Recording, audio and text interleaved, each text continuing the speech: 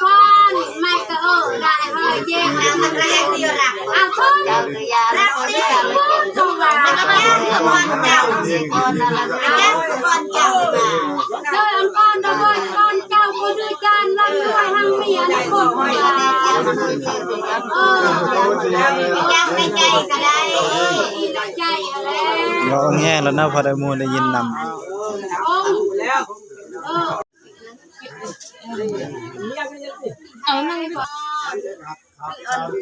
บ่แม่นบนเขาตกดินบ่แม่นในทางจนก็มีเลยกายหันมานี่ตามเชิญเจ้าก็จับก้มหัวลงหมดซองเจ้าเอาจับช่องทางนึงทางแดงเลย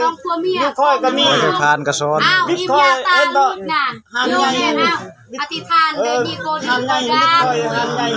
จะแม่นทางเลยปลุกคืนได้ได้หัน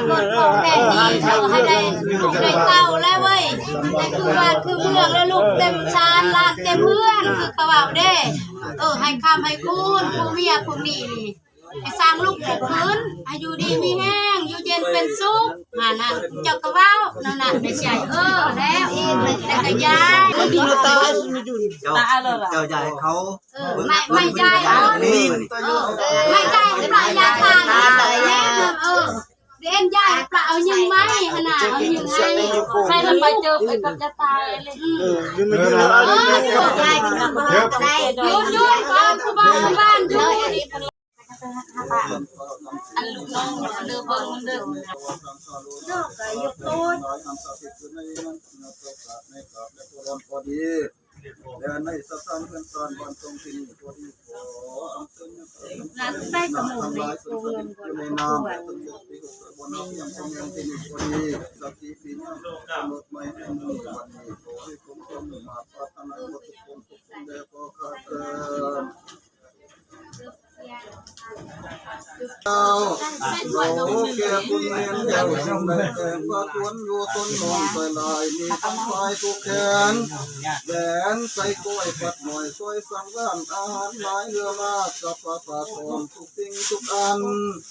มีทั้งผู้คนได้มาเก็บกับตะเตงเห็บดงนามาลาหัวเงาโลกคนเกี่ยวไฟฟ้าควรแต่สุดท้าย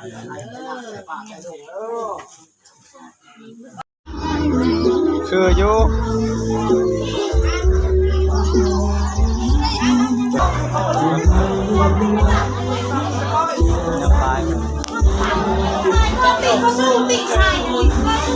มียักษ์กันตัวพวกเขากับพนักงานเขตที่ไปเกี่ยวในผิดตัวฝากส่วนในตัวได้ตั้งกับมียักษ์กันได้พวกมันพี่น้องเนาะ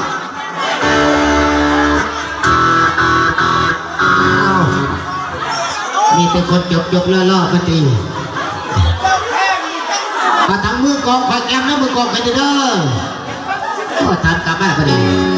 ทานแก้วล่าเคยเนาะมาจากบ้านไฟใส่อายังไปเป็นทานก็ว่าสิเนาะมาจากตะโคนปากซี่อาจจะเป็นเกียรติให้ตั้งทานส้มทรายทานแก้วล่าเคยเอาสิมาแล้วก็ได้ทานจริง